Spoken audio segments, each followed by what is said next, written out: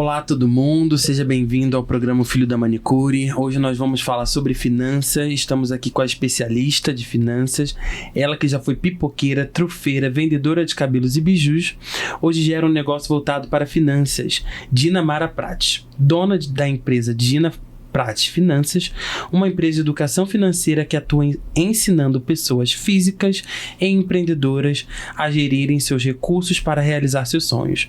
Founder da startup Uja Maetec, sócia fundadora do espaço interdisciplinar Estrela Preta, Dina Mara Prates, nascida em Rio Grande, aos 7 anos foi morar em Porto Alegre. Mestre em Sociologia, graduada em Ciências Contábeis pela Universidade Federal do Rio Grande do Sul e Administração pela IPA. Ela se diz com muito orgulho, cotista e prounista. Dina, seja muito bem-vinda ao programa, é um prazer te ter aqui.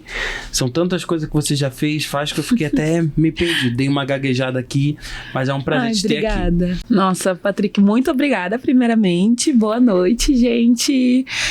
Primeiramente, eu agradeço muito o convite. Fiquei muito feliz que deu certo e que estamos aqui, que vai realmente rolar nossa conversa. Verdade. Eu sou a Dina, gente, e além de tudo isso que tu trouxe, eu sou filha da Dona Rosa. Isso é uma formação muito importante, que dita muito de onde a gente fala, mas eu tô muito feliz por essa conexão que a gente criou, assim, pra poder estar aqui, né? E a gente trocar, enfim, tô aí pra gente falar bastante de finanças, falar sobre a vida, e lembrando um lembrete inicial, não sou educadora financeira tradicional, então a gente vai falar sobre muitas coisas. Exatamente, seja bem-vinda, e eu já queria fazer uma pergunta logo ali pra gente já saber, Dina, por que finanças? Ai, ótima pergunta. Primeiramente, assim, eu sempre fui aquela criança muito questionadora e que queria entender muitas coisas, sabe? Mas eu sempre fui muito apaixonada por matemática, por finanças, por dinheiro. E tem uma coisa que aconteceu, eu tinha acho que mais ou menos uns 6 anos, né? As minhas irmãs me deram uma moeda uma vez e me mandaram num mercadinho lá em Rio Grande, a gente chamava de venda, né? Sim. Eu acho que tinha uns 5, 6 anos, elas me deram uma moeda e eu fui no mercado fui nesse mercadinho achando que eu ia comprar doce com essa moeda. E as minhas irmãs pegaram um trote em mim, porque era uma moeda que não valia, era um cruzado na época. E aí, cheguei lá e, tipo, o cara falou assim pra mim, o da venda, né, falou assim, sai daqui, não, esse aqui não dá pra comprar nada, tipo, sai daqui, quando tu tiver dinheiro de verdade, tu volta aqui. Ele falou, isso marcou na minha infância, assim. Caramba. E eu cresci com aquilo na cabeça, assim, tipo, quando eu tiver dinheiro de verdade, sabe? Então, eu sempre fui muito da coisa do dinheiro, assim, de querer entender por que muitas vezes a minha mãe não tinha acesso a recurso financeiro. Sempre entendi o contexto da minha família, de ser uma família pobre, de minha mãe é uma mãe solo, que criou 3 mulheres pretas no contexto do Rio Grande do Sul. E eu comecei a entender um pouco mais como funcionavam as coisas à medida que eu fui crescendo e fui desenvolvendo habilidade, assim, de empreender, de trabalhar, de fazer meu dinheiro, assim. Então, sempre investi em muitas coisas e fiz muitas coisas. Sim. E quando eu entrei no Jovem Aprendiz, eu perguntei pro meu professor do Jovem Aprendiz, assim, quem era a pessoa que trabalhava com a emissão de notas fiscais nas empresas, porque a gente teve um módulo de finanças no Jovem Aprendiz, e ele falou que é o contador, que era o contador, e ele falou, é o contador que trabalha com isso, e eu falei assim, vou ser contador. Conheci alguém que fazia contabilidade, não conhecia ninguém, mas surge aí essa relação com as finanças, de sempre ter gostado, de não entender por que as coisas funcionavam assim, por que tinha tanta desigualdade racial, econômica, e questionar essa estrutura e ter sempre esse ímpeto dentro de mim, assim, de querer mudar a forma como as coisas eram colocadas na nossa vida, assim.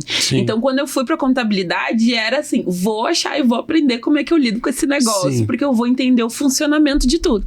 Aí, depois, quando eu cheguei na contabilidade, as coisas mudaram de figura, né? Mas isso é outra história.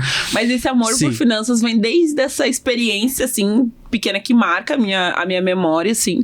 E ao longo desse trajeto, assim, de querer questionar o porquê que muitas vezes eu via a minha mãe, uma pessoa que trabalhava pra caramba, tava lá sempre se esforçando e acessando menos recursos do que todo mundo, e ganhando menos, trabalhando mais, e que no contexto ela tinha que muitas vezes fazer muitas coisas com pouco, mas a sociedade ia sempre dizer que ela era pessoa pobre, sem conhecimento e não sei o que, entendeu? Temos uma temos uma relação semelhante, né?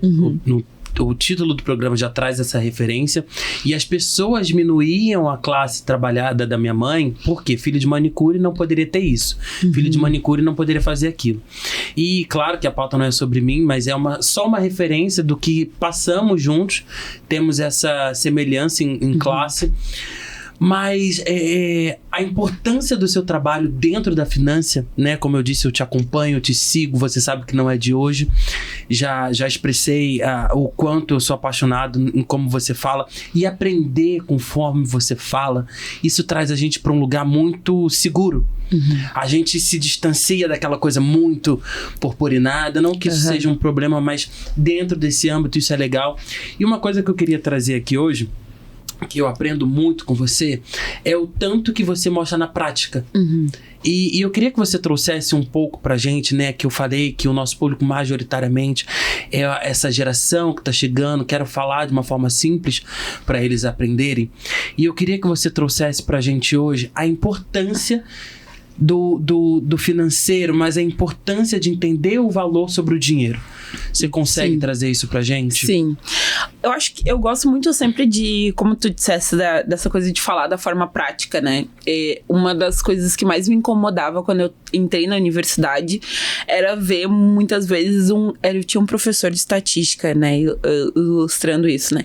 E ele dava aula sobre investimentos e ele falava, a mulher dele estava grávida e ele falava sobre finanças, assim, sobre investimentos. E ele tinha uma carteira de investimentos pro filho dele que estava na barriga da mulher dele.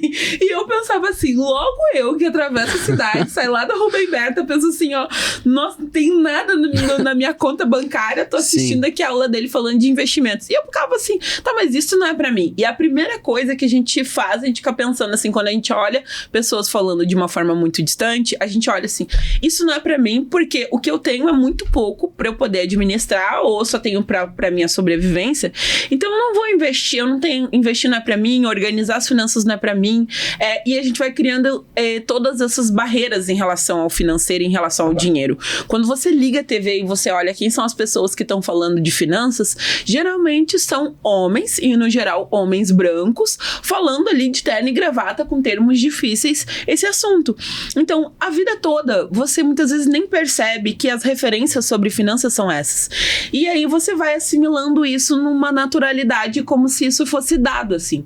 E aí, qual é a importância da gente começar a quebrar primeiro essa linha de quem é que tá falando de finanças e entender a importância disso no nosso contexto? Quando você tem poucos recursos, é ainda mais relevante você começar a entender a importância de organizar esses poucos recursos para você conseguir tomar melhores decisões e decisões que façam sentido para ti. O que eu quero dizer com isso? Na minha experiência, das primeiras experiências do mercado de trabalho, quando eu fui estagiária, eu entrei e fui estagiária, daí depois primeiramente fui do jovem aprendiz, depois fui estagiária, assim, e eu tinha 18 anos, eu já tinha uma dívida no cheque especial. Eu ganhava uma bolsa de R$600 na faculdade, trabalhando dentro da universidade, fazendo pesquisa, essas coisas assim. Tinha um auxílio de R$80 para passagem e eu tinha uma dívida já no cheque especial. Porque ninguém nunca sentou comigo e disse assim, Dina, aquele dinheiro lá que tá a mais na tua conta não é um dinheiro disponível para você utilizar. Então, todo mês eu pagava juros nesse cheque especial porque eu não tinha acesso a essa informação, porque ninguém tinha conversado comigo sobre isso, me explicando o que era um cheque especial, que era importante eu muitas vezes não utilizar ele porque ele ia gerar juros, eu ia acabar adquirindo uma dívida que não era um dinheiro meu, né? E quando eu recebi o meu primeiro cartão de crédito, eu achei que aquilo ali eu poderia pagar e fazer várias coisas, então eu fazia milhões de parcelas.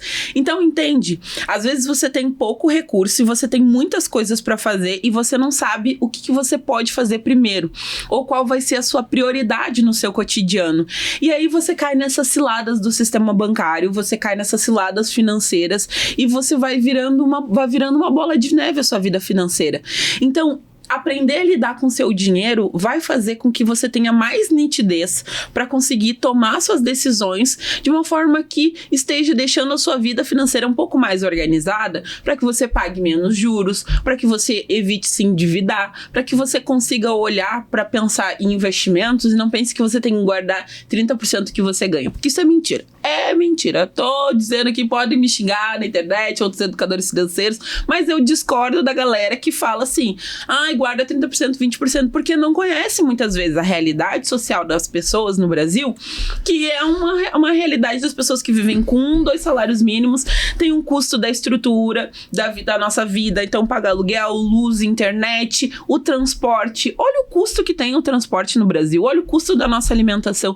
Então, muitas vezes as pessoas falam isso, mas não é que você tem que guardar 30%, é você pegar R$10 do que você ganha e você separar, para que daqui a pouco, queimou o chuveiro de casa, você não precise colocar esse chuveiro no cartão de crédito. E isso vai gerar uma dívida para você, que você vai ter que parcelar em 6 vezes aquele chuveiro, porque você não tinha de onde tirar. Então pode ser que você tivesse só R$40 guardado lá. Essa é a importância de você conseguir organizar financeiramente. Você conseguir no seu cotidiano tomar decisões melhores para as emergências, olhar para os seus sonhos e para os seus objetivos. A gente tem um desafio no Brasil que é conseguir trabalhar a perspectiva de longo prazo na nossa população. A gente é criado para conseguir resolver os problemas de hoje. E aí a gente fica pensando assim, o amanhã depois eu vejo. Só que o amanhã vai chegar e a gente vai continuar nesse ciclo, né? E sem fim de muitas vezes não conseguir sonhar, de não conseguir olhar para um objetivo e acreditar na estrutura que nos diz que esse lugar não é para nós, que isso não é possível. A primeira vez que eu comecei a trabalhar com finanças e eu comecei a trabalhar com consultoria, a quantidade de pessoas que me diziam assim, mas as pessoas não vão ter dinheiro para te pagar. Mas tu tem certeza que isso vai dar dinheiro? Mas tu tem certeza que vai dar certo? Eu saí do meu último emprego CLT para fazer um mestrado, e eu lembro até hoje de uma frase que uma das superintendentes, né, dessa empresa, ela disse assim para mim, por que tu vai estudar empreendedor? Por que tu vai estudar empreendedorismo, né, Gru? Estuda a gente, estuda a nossa empresa aqui, porque a gente é uma empresa familiar, a gente é uma empresa que pode crescer e tudo mais. Por que tu vai estudar isso aí? Ela disse pra mim. E eu olhei pra cara dela e pensei assim, respira, Dina. Vamos respirar. Vamos respirar aqui, porque eu sou ariana também, né? Então vocês imaginam. Já entra o conflito do signo aí também. Já tem ali, né? Eu sou ariana com ascendente em Áries, então é duplamente assim, a coisa que fala dentro de mim. E aí eu olhei pra cara dela assim, exatamente por isso. Porque as pessoas precisam entender, né? Pra onde elas estão indo, o que faz sentido pra elas, qual é o sonho delas e qual é o objetivo e como elas podem achar ferramentas financeiras pra conseguir se organizar. Então, gente, hoje a gente não se organiza financeiramente só porque a gente quer guardar dinheiro. É porque a gente quer realizar os nossos sonhos, porque a gente quer ter qualidade de vida. Poder respirar, dormir a cabeça, deitar a cabeça no travesseiro, sabe? Essa é a importância da gente organizar a nossa vida financeira. Isso que você falou traz uma reflexão muito grande das pessoas que me cercam, porque eu convivo com pessoas que têm problemas com finanças, eu convivo com pessoas que têm dificuldade de administrar o seu dinheiro e convivo com pessoas mais ainda que não conseguem se olhar a longo prazo dentro desse contexto, dentro desse cenário dinheiro.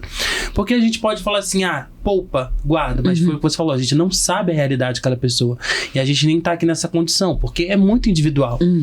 E eu sei o quanto é difícil sonhar e não conseguir se ver dentro daquela estrutura financeira, porque às vezes a gente tem um sonho que vai muito além, ou fazer um intercâmbio, ou comprar uma casa.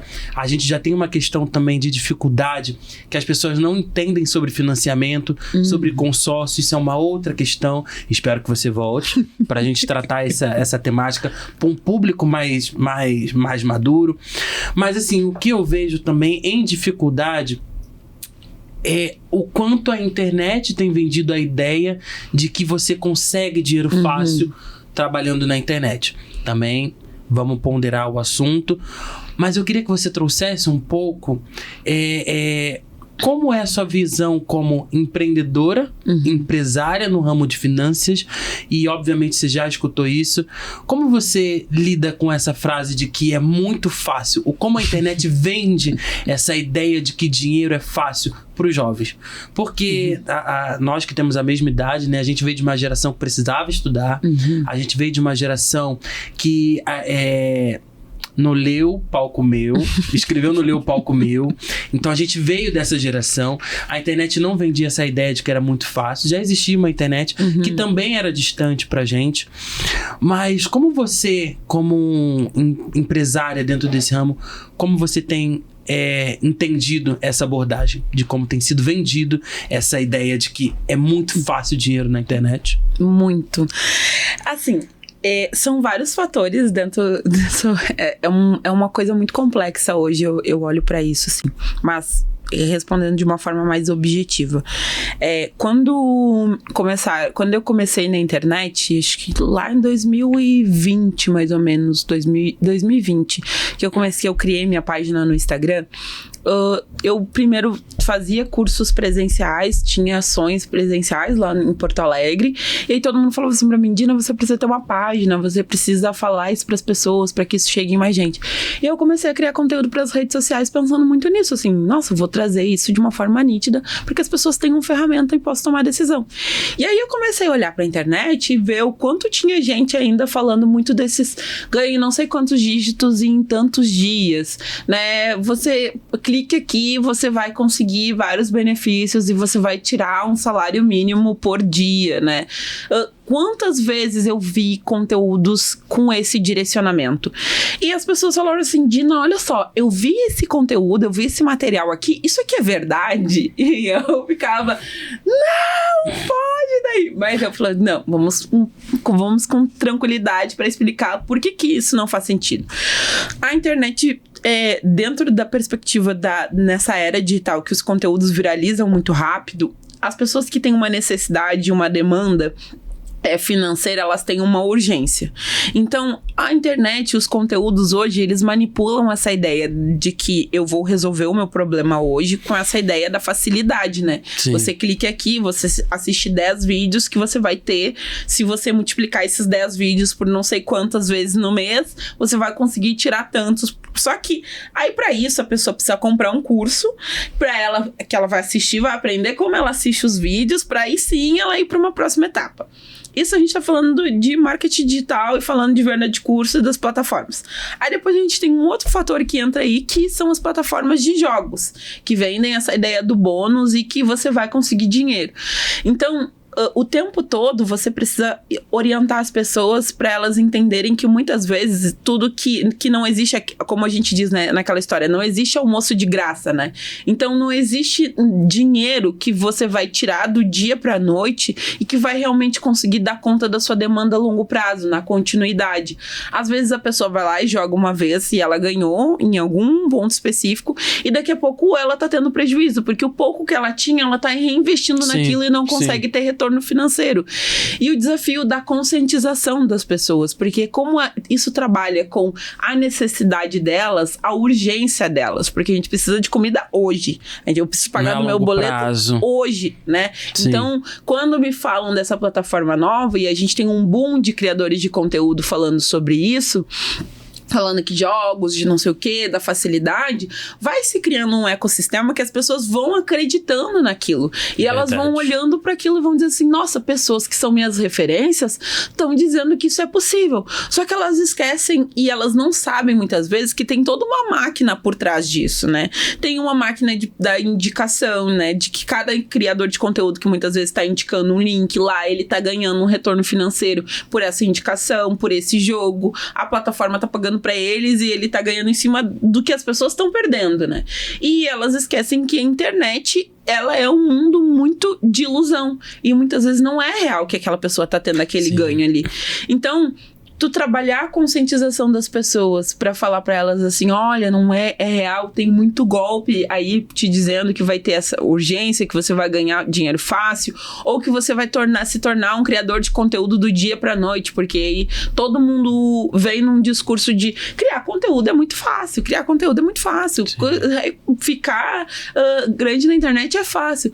Só que aí quando a pessoa começa a investir tempo, dinheiro, o pouco recurso que ela tem, ela se desilude, porque ela vê que não é tão fácil assim, que não é do dia pra noite, que exige muito mais, muitas vezes, da gente, exige contatos, e aquela pessoa que viralizou pontualmente, às vezes ela é um caso, aquela pessoa que jogou, ganhou no jogo do Tigrinho, ou a que fez 7 dígitos, ela é um caso em 1 milhão de pessoas que deram dinheiro nisso, entendeu? Isso que você tá falando, desculpa te interromper. Imagina. Isso que você tá falando, isso é muito sério. Às vezes a gente olha pra uma pessoa que a gente tem uma ilusão de que aquela pessoa tem muito dinheiro por ela ter número de seguidores. Se você tem 1 milhão de seguidores e você não usa isso a seu favor, não tô dizendo iludir, nem fazer ao contrário, mas você só tem números, você não tem grana, você não monetiza isso, você não traz isso pra você. E sem contar também, atenção aqui, às vezes a venda de um curso, todo mundo vende curso hoje em dia, todo mundo sabe tudo, todo mundo é tudo. Só que o que acontece? Um curso que você compra dessa pessoa, ele te dá uma X quantidade de aulas e no final desse curso você precisa comprar o curso 2.0 ou 1.0 que te leva para uma... Você entende essa cadeia? Você vai comprando um curso dentro de um curso, dentro de um curso, e você no final você comprou vários cursos e você precisa comprar mais cursos para você entender. Então, entenda o seu dinheiro. A gente não está aqui na posição de falar sobre o seu dinheiro. Isso daqui é um assunto muito general. E eu quero te dizer que só você sabe as suas condições. A especialista está aqui, ela é formada, ela tem total fala, local de fala aqui para poder falar sobre isso. E também te apresentar, Dina, para as pessoas entenderem que você é uma mulher em condição de fala, como eu falei, você sabe o que você está falando, além de ser mentora, além de ter uma empresa, além de saber exatamente os pontos cruciais, pontos altos e baixos dentro de uma cadeia de finanças. Eu queria te fazer mais uma pergunta, que isso foi até uma pergunta que eu vim no caminho estudando. Onde o jovem peca mais com o seu dinheiro? Bom, tem um desafio aí que eu acho que é o consumo, né? Primeiro, a gente tem um mito muito grande de que consumir é errado. E aí as pessoas às vezes até me questionam e dizem assim, será, Dina? Eu falo assim, porque as pessoas têm vergonha, quando elas são questionadas, elas têm vergonha muitas vezes de assumir que estão consumindo e enfim. Mas todo mundo consome, gente, não é esse o problema. Mas qual é a grande questão? A gente tá na internet o tempo todo e as redes sociais são grandes lojas, pensa em grandes lojas, com grandes vitrines, com luzes ofuscantes que estão chamando assim, e dizendo assim, compre aqui e clique aqui o tempo todo. Então a gente consome o tempo todo. A gente abre de manhã o Instagram, tem uma publi, tem um conteúdo ali que você tá consumindo, que você tá interagindo com aquele conteúdo e pensando, nossa, que interessante isso aqui, nossa, que legal, nossa, eu gostaria de ter aquilo. Aí você rola os stories, você olha o perfil de uma pessoa que você admira e você olha e aquela pessoa tá lá usando, sei lá, o tênis da moda e ela coloca o link pra comprar, porque ela fala assim, nossa, compre aqui que esse tênis tá muito barato e enfim. E aí, por que eu tô falando que é o consumo? Porque a gente recebe os estímulos constantes, nos dizendo que, bom, você pode consumir de diferentes formas. E dentro da nossa juventude, muitas vezes, num sistema em que a nossa autoestima é questionada o tempo todo, né? Quem a gente é, o que a gente quer fazer, a gente vive numa sociedade muito midiática e que muitas vezes a gente tá comprando a imagem do outro. Exato. E aí, nessa perspectiva do consumo, esse jovem, muitas vezes, ele tá consumindo uma coisa que às vezes nem tá fazendo sentido pra ele. Ele tá indo lá porque alguém disse que realmente era aquilo, ou compartilhou com ele, ou mandou o link, ou ele olhou lá no carrinho, lá nos favoritos do aplicativo, ele recebeu uma notificação de uma live shop que vai ter, lá ele viu no TikTok uma blusinha nova, uma roupa, uma coisa. Então, a gente vai consumindo de diferentes formas e vai assimilando isso. Então, a primeira vez quando cai um dinheiro na nossa conta, muitas vezes, em vez de pensar se eu vou fazer esse consumo mais estratégico, se isso tá fazendo sentido pra mim, eu vou consumir o quê? Eu vou consumir aquilo que veio na promoção. Eu vou aproveitar aquele cupom de desconto mágico que tá trazendo pra mim. Mesmo, e aí as pessoas dizem assim, Dina, mas mesmo que eu esteja numa condição financeira, muitas vezes, que eu tenho um dinheiro mais escasso, ou que eu tô estou com minhas finanças muito controladas, mesmo nessas situações, gente. E até encaixando com aquilo que a gente estava falando anteriormente, eu atendo consultoria desde 2019, mais ou menos. 2019. Eu já atendo de todos os públicos. Pessoas idosas, pessoas jovens, pessoas ali que estão no início do seu desenvolvimento profissional. Venha. A gente tá em todas as faixas e de todas as organizações, assim, de todos os níveis de organização financeira pessoal, assim. E isso é muito comum. Então, os jovens ainda têm muito que nesse início da nossa trajetória profissional, a gente tem algumas responsabilidades financeiras, mas às vezes as nossas responsabilidades financeiras, elas têm um limite. Então, tem um compromisso, às vezes em casa, ou eu divido conta com alguém, ou eu tô numa perspectiva que eu tô começando a investir em alguma, na minha carreira, tô pensando o que eu vou fazer com isso. E aí, então, tem outras prioridades que podem aparecer aí. É diferente de eu ter uma responsabilidade financeira, às vezes, fixa ali no mês. Às vezes, esse jovem até pode ter, dependendo, né, de que muda a realidade social dessa pessoa. E aí, ele vai acabar consumindo. Eu tava dando uma palestra, acho que semana retrasada, para jovens, e elas participavam de um programa, e eu perguntei para elas assim, gurias, vocês já fizeram a lista de desejo de vocês? Aí elas disseram assim, que lista de desejo, né? Tipo, o que tu tá falando, Dina?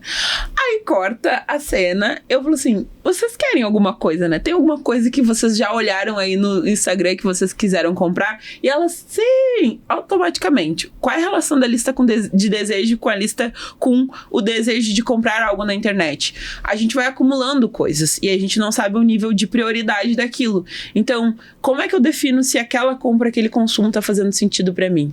Faço uma lista de desejos, vou anotando coisas que fazem sentido pra mim, se aquilo é uma prioridade, e vai te questionando, tá? Eu tô comprando isso aqui, eu tô gostando disso aqui porque alguém tá usando, tem uma igual, ou porque realmente eu quero? Doeu aqui, tá? E a última pergunta que eu tenho pra você é o seguinte, receba a chicotada aí. É proibido o cartão de crédito? Olha, ótima pergunta. Primeiro, gente, não é proibido o cartão de crédito. Porém,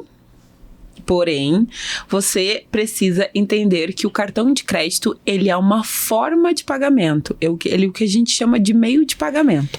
Assim como o cartão de crédito, você está usando ele, você poderia estar pagando isso no Pix, você poderia estar pagando no dinheiro, no débito ou em qualquer outra forma de pagamento.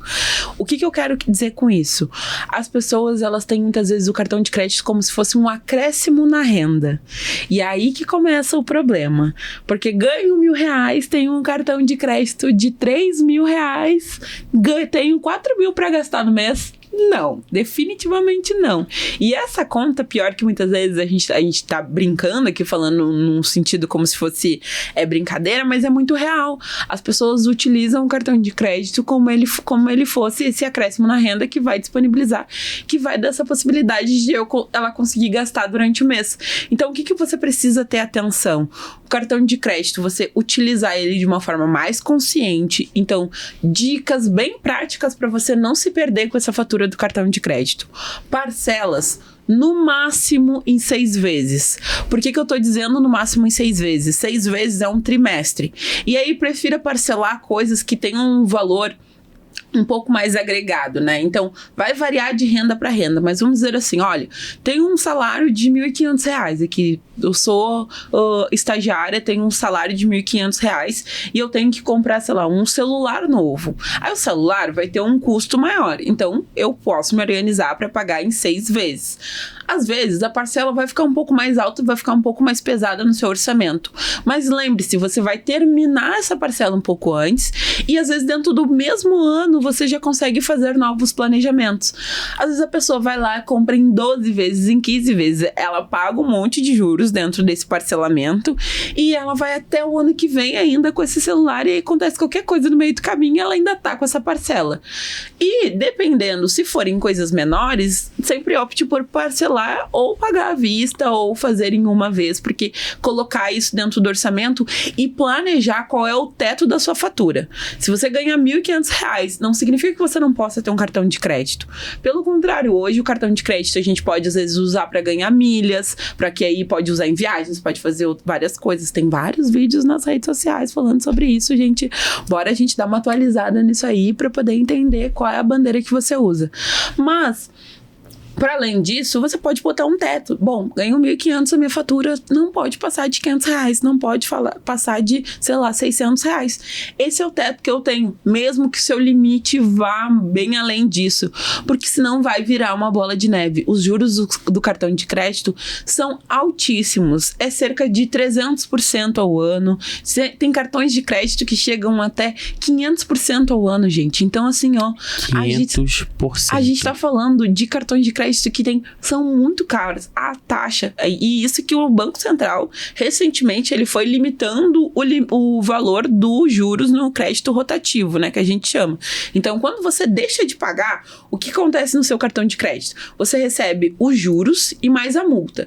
Ele te penaliza por você ter atrasado, então vai ter uma multa lá nesse valor, e mais os juros pelo tempo que você vai levar para poder pagar esse cartão de crédito. Então, pensa, sabe por que vira uma bola de neve? Todo mês você atrasa, não paga o valor todo, juros mais multa, juros mais multa, juros mais multa. E isso vai crescendo até virar uma dívida que muitas vezes as pessoas não têm condição para pagar, ou aquele parcelamento de 24 meses. Então, não é problema ter cartão de crédito. Pelo contrário, eu defendo que as pessoas possam utilizar a forma de pagamento que faz sentido para o orçamento, mas coloque limite e respeite também a sua capacidade financeira. Não é porque alguém te falou na internet, você viu que dava para ter um cartão, que esse cartão virar dinheiro.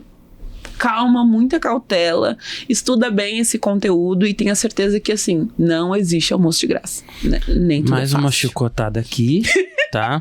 Que a pessoa que vos fala recebe isso, tem um cartão assim. Quem mais aqui no estúdio assim também? Maia, como que você tá de cartão de crédito? Mas enfim, isso daqui é só para você entender mesmo. Não é errado ter, mas use com moderação. Dina, encerramos. Muito obrigado pela sua participação. Foi um prazer te ter. A gente tem que falar do nosso anunciante. Senão a gente também não consegue pagar. Mentira. A gente não consegue. Gente, vamos lá. Boloteca tá sempre com a gente. É um assunto que vai vir em todos os programas. Boloteca tá aqui com a gente. E hoje, qual foi o bolo que você escolheu, Dina? Bolo de paçoca. E qual foi o bolo que você recebeu? De paçoca. Maravilhoso, inclusive. Galera, são mais de 30 sabores de bolo. De bolos. São muitas variedades. Muito legal. Atende toda São Paulo. Breve, todo o Brasil. É um prazer fazer parte da família Boloteca. Semana passada gravei um programa muito especial. Eles mandaram pra mim um bolo que a minha avó fazia, que era bolo de milho. Sério? E eu nem sabia de nada, cara. Foi uma surpresa aqui no estúdio. Trouxe a galera. Mas enfim, Boloteca tá aqui com a gente. O bolo tá assim desmontado, que a gente já comeu atrás dos bastidores. A gente tá ainda comendo vem aqui. Com uma calda. Não pagamos com cartão de crédito. Não pagamos com cartão de crédito. Agora eu vou sair daqui com a consciência pesada. Não, fica tranquilo. Muito obrigado por você ter vindo. Foi incrível. Nossa. Eu aprendi muito. Eu não tinha essa noção sobre cartão de crédito, porque eu vim de uma realidade onde cartão de crédito nos possibilitava ter coisas. E não é que não possibilite, mas hoje eu entendo. Agora eu entendi como usar, como manusear. Muito obrigado por ter disponibilizado a sua agenda para me receber. Nossa, eu que agradeço. Eu sou uma pessoa extremamente feliz por ter você aqui hoje. Eu não imaginaria que seria tão gostoso. Espero que você tenha curtido participar desse programa.